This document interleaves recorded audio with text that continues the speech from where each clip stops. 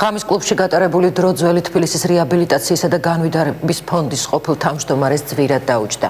ბიუჯეტის თანხების არამიზნობრივად გაფლანგვის გამო სერგო ქავტარაძეს დღეს ბრალი დაუსწრებლად წაუყენეს. ეს ფონდი დღეს უკვე აღარ არსებობს, თუმცა არსებობს ანგარიშ ფაქტურა, რომელიც მოწმობს, რომ მერიის მაღალჩინოსნებმა ნაციონალების მმართველობის ხანაში დივაში 5,000 ლარზე მეტი დახარჯეს.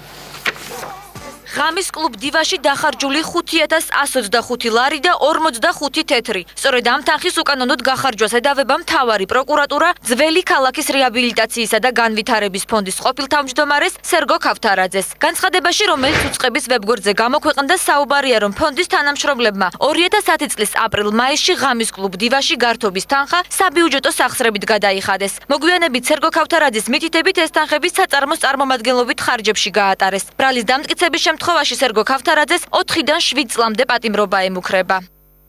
ბრალდებული სერგო ქავთარაძე ამჟამად მიმალვაშია. მისი ადვოკატი გიორგი კონდახაშვილი ამბობს, რომ პროკურატურის მიერ წარდგენილი ბრალდება აბსურდულია და დივაში დახარჯული თანხა მხოლოდ უცხოელი სტუმრების გამასპინძლებისა და კვებისთვის დაიხარჯა.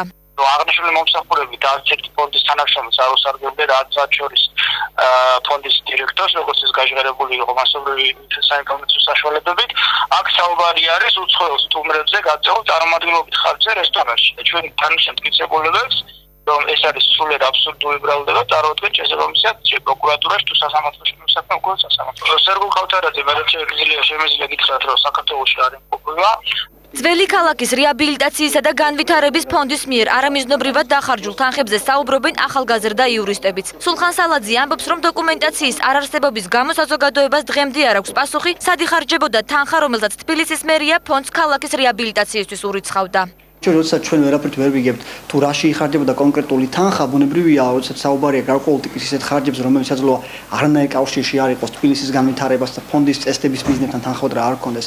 საერთო არაფერი, რა თქმა უნდა, ძალიან ბევრი კითხვა საჭიროა ასეთ შემთხვევაში და ის გარემოება, რომ იქ საუბარი იყო რიგ შემთხვევებში თანხების უკანონოდ და არამიზნობრივად ხარჯვა და ცხადი შესაძლებელია, რომ იყოს გამოძიების საგანი და აუცილებლად უნდა გახდეს საქმეზე ჭეშმარიტების დადგენის საფუძველი.